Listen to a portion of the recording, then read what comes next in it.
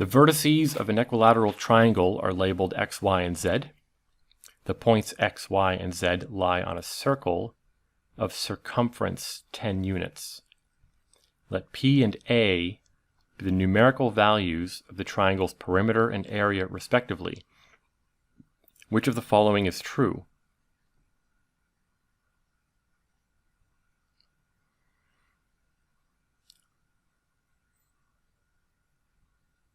Okay, so I think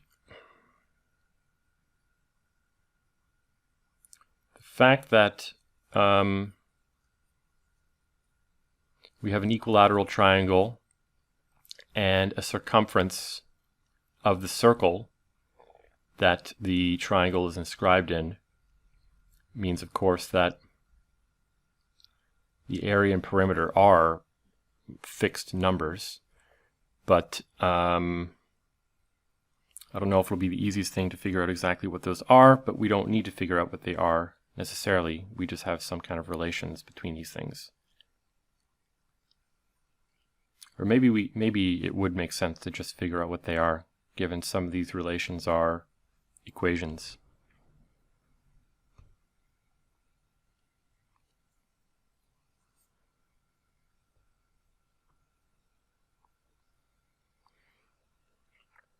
Okay, it'll probably help to figure out what the radius of this circle is as well. So 2 pi r is equal to 10.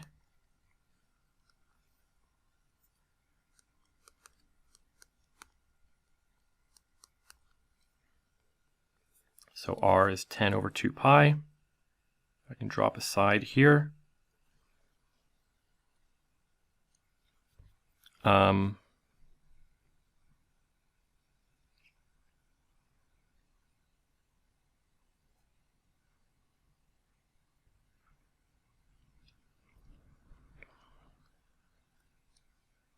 So this angle here, theta, is 30 degrees.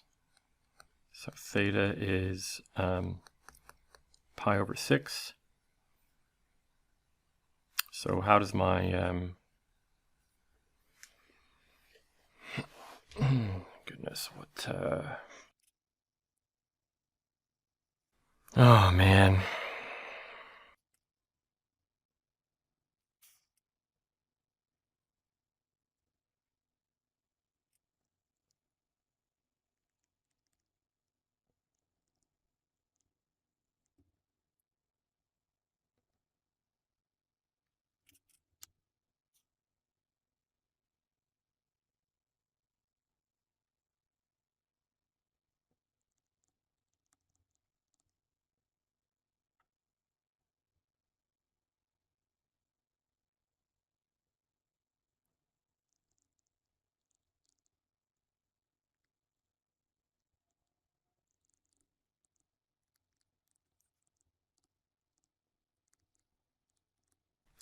Okay, so I get that the answer is option A.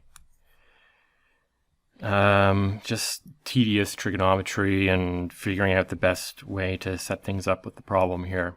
But drawing this triangle helps because you can see here, and labeling these sides x and y also helps.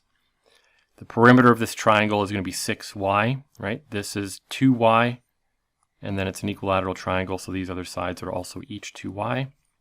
So the perimeter is 6 times y. The area of this triangle is x times y divided by 2 because it's a right angle triangle, so xy over 2. And there are 6 of them inside the large equilateral triangle, right? There's another copy of that triangle. And then if you split this up like that, there's also 2 of those triangles. So the area is xy over 2 times 6. So there we go.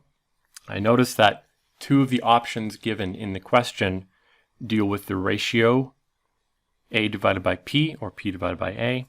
So I just computed a over p. Pretty easy to see that that's x over 2. And now if I solve for x, you know, I know what the radius is because we're told the circumference. I know what that angle is, theta, because of the construction of the problem.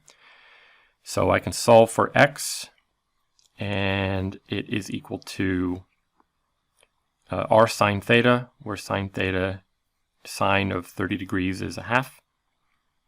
So substituting everything in there, I get that a over p is equal to 5 over 4 pi, which is the first option, option A. So I hope I didn't make any mistakes on this one. Nothing terribly interesting going on, really, just some geometry and recognizing some nice properties with congruent shapes and so on. But if I think of anything else to say, I'll put it down in the description. Thanks for watching.